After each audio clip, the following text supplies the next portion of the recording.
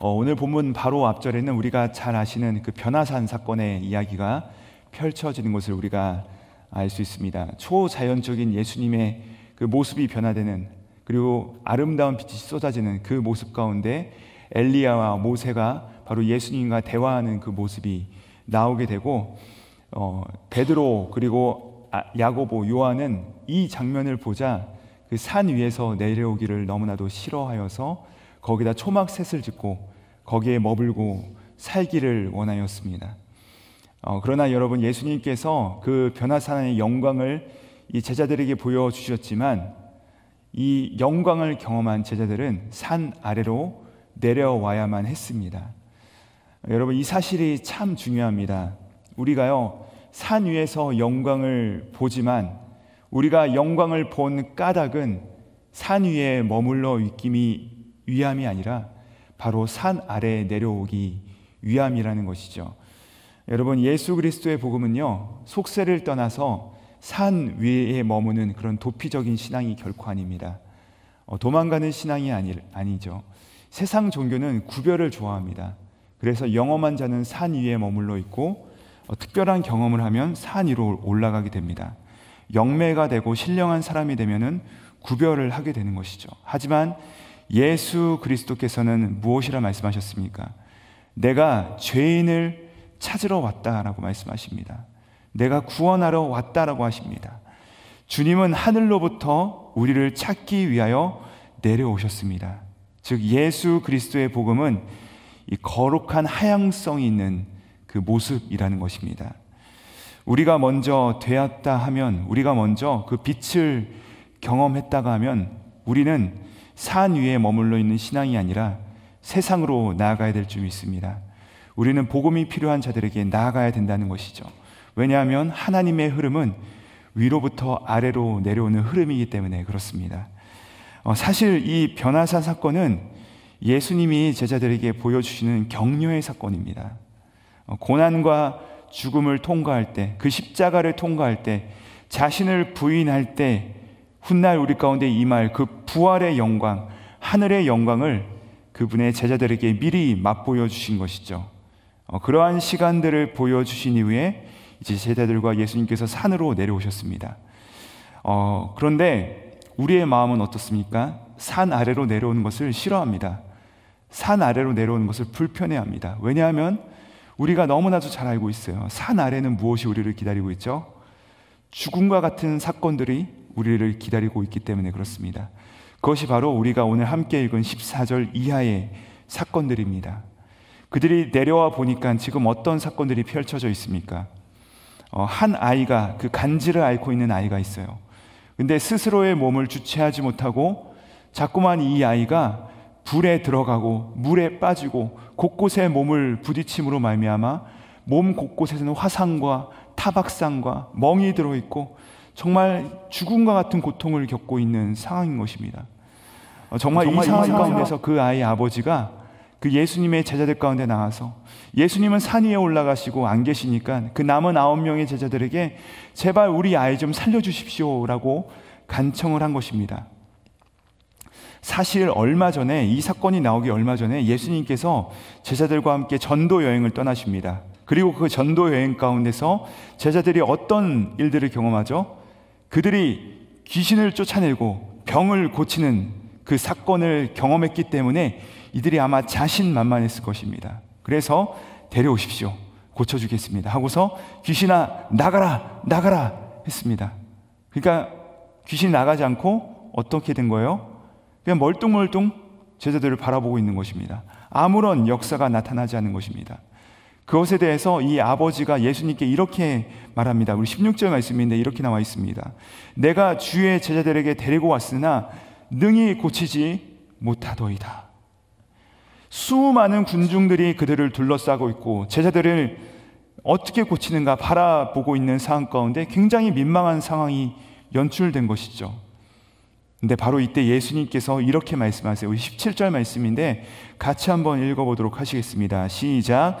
예수께서 대답하여 이르시되 믿음이 없고 패역한 세대여, 내가 얼마나 너희와 함께 있으며 얼마나 너희를 참으리요, 그를 이리로 데려오라 하시니라. 예수님께서 믿음이 없고 패역한 세대다라고 말씀하셨습니다. 근데 여러분, 이 믿음이 없고 패역하다라고 할 때 이 대상이 누구일까요? 그 간절한 아이와 아버지겠습니까? 아니죠. 그러면 여러분 제자들이겠습니까? 아닙니다. 왜냐하면 여기서 믿음이 없고라고 했어요. 여러분, 제자들은 믿음이 없고가 아니라 제자들은 그 뒤에 나오지만 믿음이 적고입니다. 그렇다면 이 믿음이 없는 자들은 누구입니까? 패역한 세대는 누구죠? 바로 이 예수님께서 한탄하시는 대상은 누구냐면은 그 주위를 둘러서고 있는 무리들인 것입니다. 무리들이 뭐예요? 예수님, 예수 그리스도 앞에서 내가 변화될 생각은 하지 않고 다만 입은 살아서, 다만 내 고집은 살아서 그 상황을 직시하면서 구경만 하고 있는 세대들을 말하는 것입니다. 즉 십자가의 영광은 구하지만 십자가의 고난은 피하는 그들을 향하여서 예수님께서 탄식하고 계신 모습이라는 것이죠. 그리고 나서 예수님께서 이제 직접 사단을 상대하십니다. 18절 말씀을 제가 읽어드리겠습니다. 이에 예수께서 꾸짖으시니 귀신이 나가고 아이가 그때부터 나으니라. 여러분, 예수님께서 오늘 말씀 보시면 꾸짖으셨다라는 것을 볼 수 있습니다. 그렇습니다. 여러분, 사탄은요, 우리가 달랠 대상도 아니고요, 간청할 대상도 아닙니다. 사탄은요, 우리가 꾸짖어서 대적해서 내보내야 될 대상인 줄 믿습니다. 그리고 나서 제자들이 이제 그 모든 상황들이 정리되고 사람들이 떠나가니까, 조용해지니까 창피하기도 하니까 예수님께 나와서 조용히 묻습니다. 예수님, 우리는 왜 안 됐습니까? 왜 우리는 못 쫓아냅니까? 왜 우리는 안 됩니까? 사실 여러분, 제가 이 말씀을 했는데 이것이 단지 제자들의 질문이 아니라 우리의 질문 같이 느껴졌습니다. 이게 우리의 속마음 아니겠습니까? 예수님, 우리는 왜 안 됩니까? 예수님, 왜 우리에게는 능력이 나타나질 않습니까? 그러자 예수님은 이 제자들의 능력 나타나지 아니함을, 다시 말해서 이 제자들의 무능함을 제자들의 믿음의 크기와 연결시키는 것을 우리가 볼 수 있습니다. 우리 함께 20절 말씀 같이 한번 읽어보도록 하시겠습니다. 시작. 이르시되 너희 믿음이 작은 까닭이라 진실로 너희에게 이르노니 만일 너희에게 믿음이 겨자씨 한 알만큼만 있어도 이 산을 명하여 여기서 저기로 옮겨지라 하면 옮겨질 것이요 또 너희가 못할 것이 없으리라. 여기 보시면 너희의 믿음이 작기 때문이다 라고 말씀하셨다는 것입니다. 여러분, 왜 이 제자들의 믿음이 적어졌을까요? 왜 이들의 믿음이 슈링크 됐을까요? 작아졌을까요? 사라졌을까요? 지금 예수님께서 이 산에 올라가시기 전에 예수님께서 제자들에게 하신 말씀이 있습니다. 무엇이라 말씀하셨냐면은 내가 잠시 후면은 예루살렘에 올라갈 것이고 거기서 내가 십자가를 지고 죽을 것이다 라고 말씀을 하셨던 것입니다. 자, 이 말을 들은 직후에 제자들에게는 혼란이 일어난 것이에요. 자신들이 생각하던 예수님의 모습과 충돌이 일어난 것입니다. 예수님은 고난을 받고 죽으신데, 예수님은 십자가를 지신데, 제자들이 예수님에 대해서 이 말을 듣자마자 혼란스럽고 복잡한 상태가 된 것이죠. 그러니까 이들의 마음속에 뭐가 들기 시작한 것입니까? 예수님에 대한 의심이 들기 시작한 것입니다.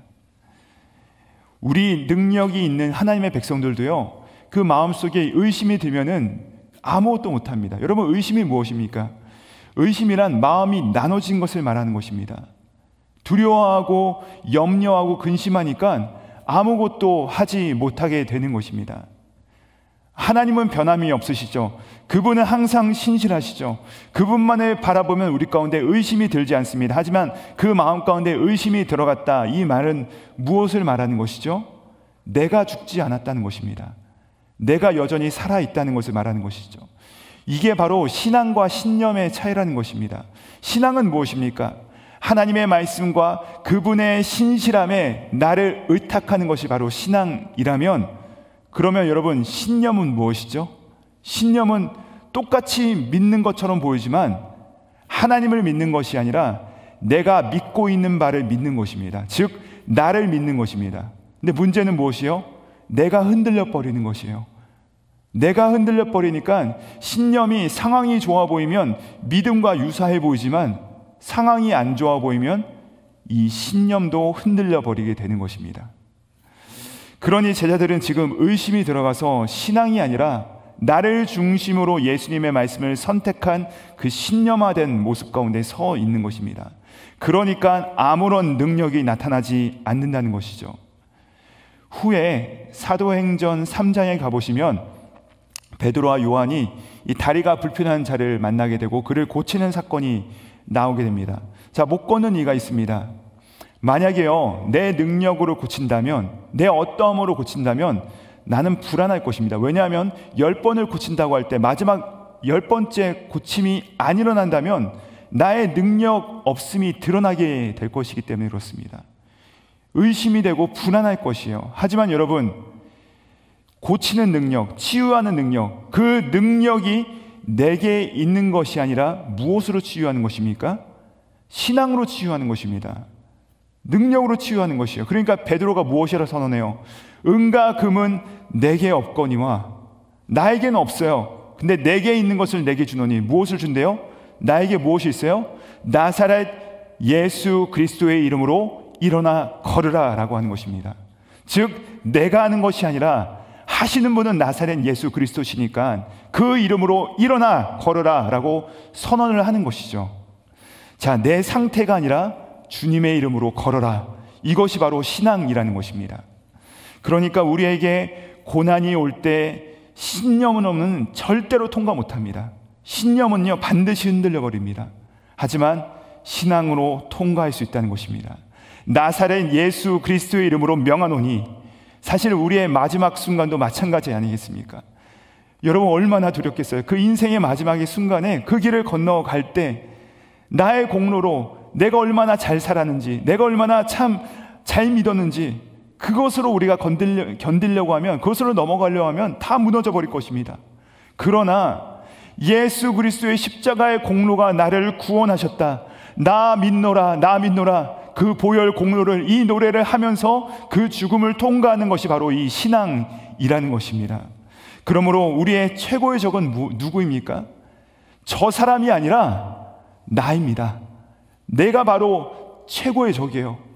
그러니까 예수님께서 우리 가운데 무엇이라 말씀하시죠? 아무든지 나를 따르려거든 무엇이라 말씀하세요? 자기 십자가를 지고, 십자가를 진다는 것이 무엇입니까? 나를 죽이고 나를 부인하고 예수 그리스도를 따르라 라고 말씀하십니다.